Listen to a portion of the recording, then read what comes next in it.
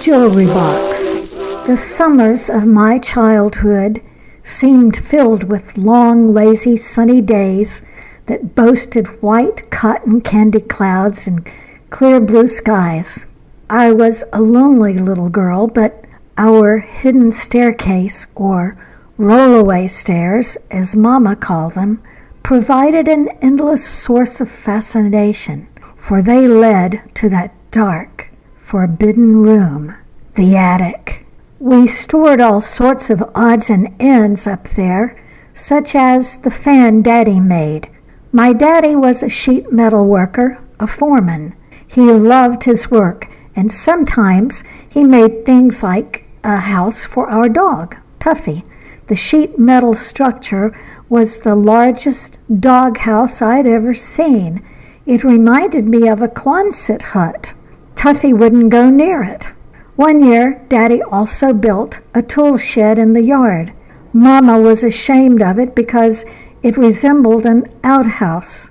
The fan Daddy built, in spite of the fact that it was an ugly contraption, was a real work of art. He created the fan from scratch, and he made it work. During the winter months, Mama hid the fan in a far corner of the attic. We all hated the sight of it. Cardboard boxes overflowing with shoes, belts, and worn-out, outgrown articles of clothing were scattered all over the attic. I knew exactly where to look for great Halloween costumes.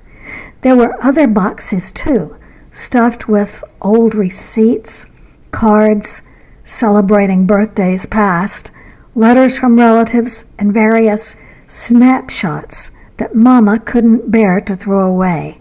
Then there were the other boxes of important papers that she kept, documents Mama didn't dare get rid of because Daddy might call for one of them. It was Mama's dream to organize the upstairs to make more storage space, and from time to time she attempted this chore, always offering to help. I would scamper up the wobbly wooden rollaway stairs behind her, and while she worked, I would explore the contents of the forbidden room. Rats nested in the attic, and Mama said that rat flea bites could be fatal. She didn't want me in the nasty place, but she found it difficult to say no to me. In addition to all the boxes, some furniture had also ended up in the attic, a small chest of drawers, and a desk. Discarded toys could be found there, too. The remains of my oldest brother's erector set, more than half of the pieces were missing, and my sister Rosebud's brown dog-eared diary. I'd spent hours deciphering her hieroglyphical scrawl, even though she'd outgrown it and now wore lipstick, high heels, and Elizabeth Arden bluegrass perfume. I knew Rosebud would be furious if anyone read her diary. It was risking flea bites and my sister's fury that made visits to the attic a thrill. And it was on one of Mama's cleaning spree excursions that I discovered the first valuable clue to my family's true identity. We were different from other people. Rosebud claimed we were born under a curse. Mama worried constantly about how to pay bills. We were all scared of Daddy's unpredictable fits of anger, and sometimes Mama had to borrow grocery money because Daddy either drank it up, lost it, or gambled it away. Some bright spots existed, of course. These were the fabulous 50s. We had a car and a TV, but for the most part, our daily lives revolved around confusion, anger, and fear. We believed that Daddy was the source of our misery because Othermama, our maternal grandmother, said he was.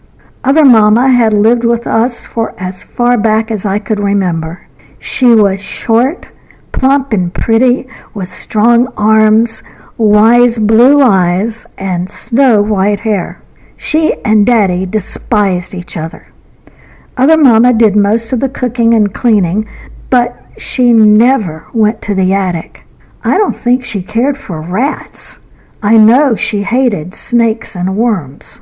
As our house was small, we never had enough room, and it was hard to keep track of things.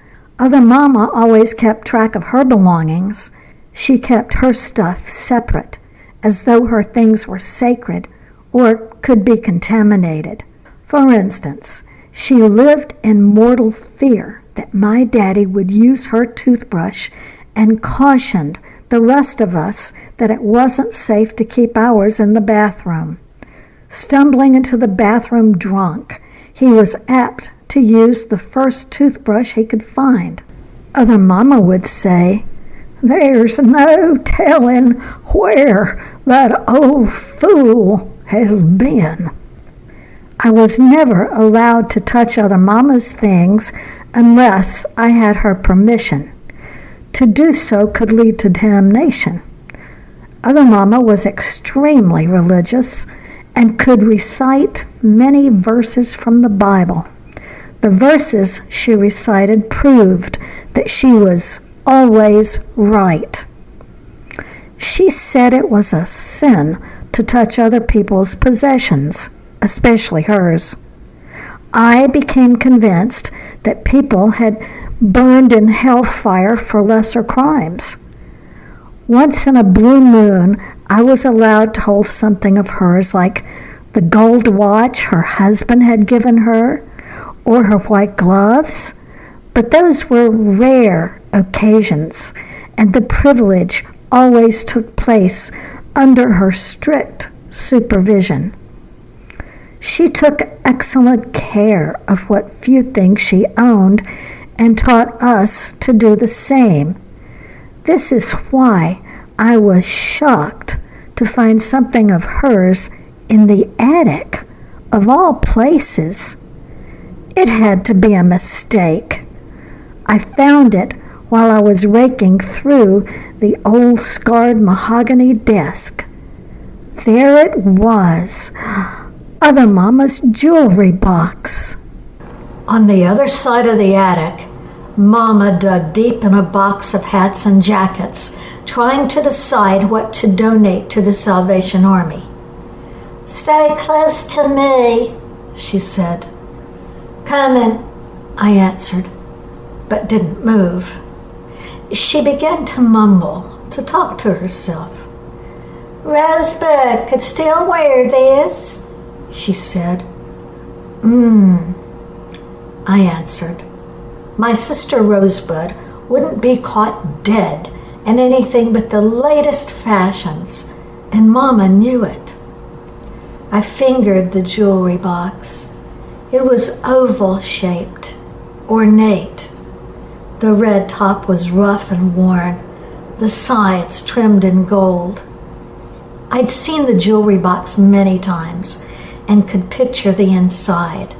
The top tray, lined in gold satin, was removable. "What are you doing?" Mama asked. "Nothing." Downstairs, the phone rang.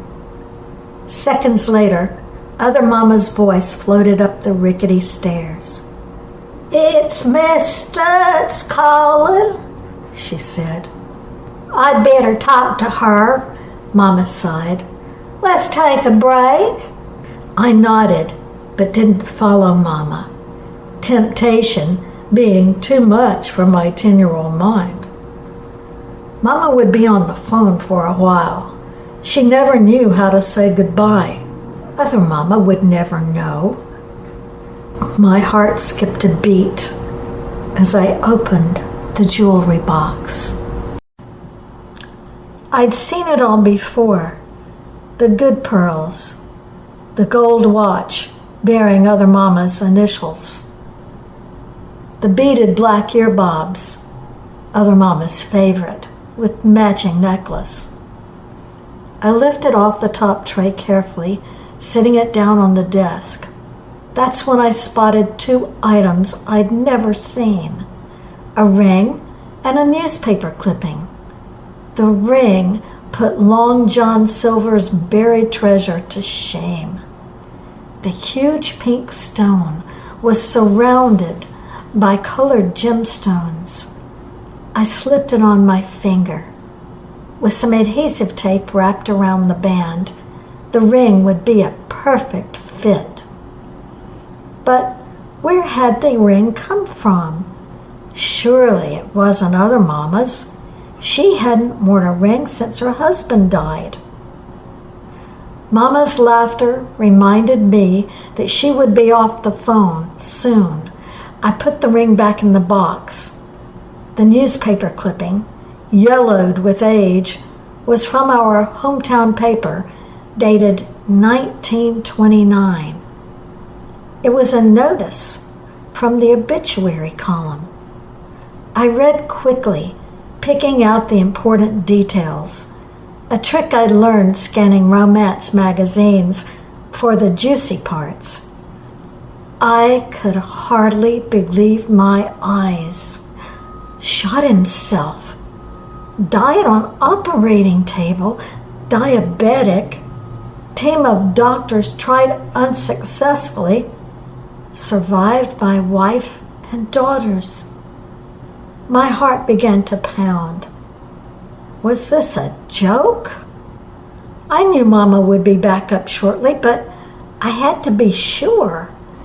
In the dim light of the attic, I began reading again, and this time I read slowly, carefully, word for word, all the way to the end. Mama lied. Othermama too. They said my grandfather died from diabetes. She told me often that he was wonderful. He and Othermama had loved each other dearly, that had a good marriage. At one time, my grandfather, who held a Bachelor of Science degree, had been a millionaire, but he'd made some bad business deals. No one said a word about suicide.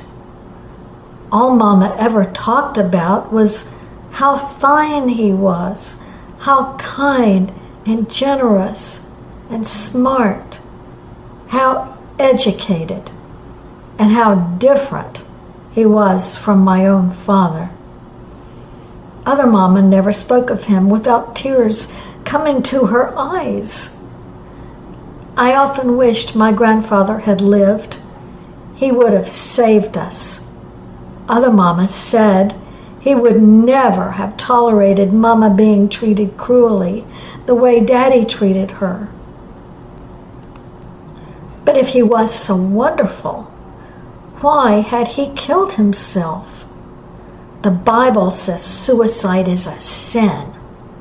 My grandfather was a sinner. I began to feel nauseous. A hush had fallen over the house. I closed the box and listened.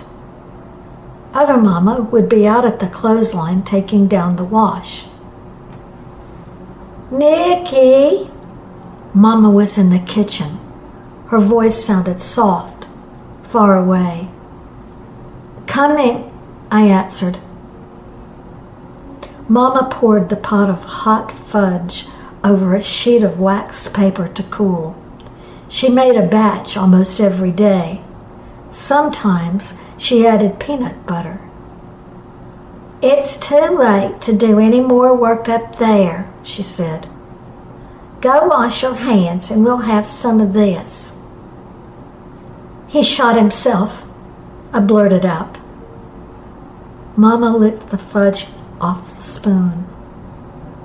Why did you tell me that Grandfather died with diabetes? He did have diabetes. The doctor said he didn't know what he was doing. He was sick, Niki. He shot himself. The newspaper said so. I found it in Othermama's jewelry box. If he loved you and Othermama, why did he do that? I demanded. He loved us all. He was a fine, fine man," Mama said. That dreamy look that I knew so well came into Mama's eyes as we spoke, and I knew that was all I'd ever hear. Mama was brilliant. Everyone acknowledged her extraordinary beauty, talent, and intelligence. But sometimes she just wasn't there. I'd be talking to her, and it was as if she would leave and communicate from another place, a place that only she could go. "I found a ring, too," I whispered, suddenly remembering Othermama, and I described it. "That's Aunt Sissy's. I'm sure she'd let you play with it. The ring's a piece of junk, but you'll have to ask Othermama first." By the end of the day, the ring was on my finger. Mama negotiated it. Othermama knew I'd been in her jewelry box and that I now knew part of the truth concerning our past. But we never spoke of it. Even after I became an adult, we never discussed my grandfather's suicide. Through the years, the tragedy loomed over us like a shadow. Yet oddly enough, as I began to unravel the mystery of our troubled lives, it became clear that my grandfather's choice was only the tip of the family iceberg.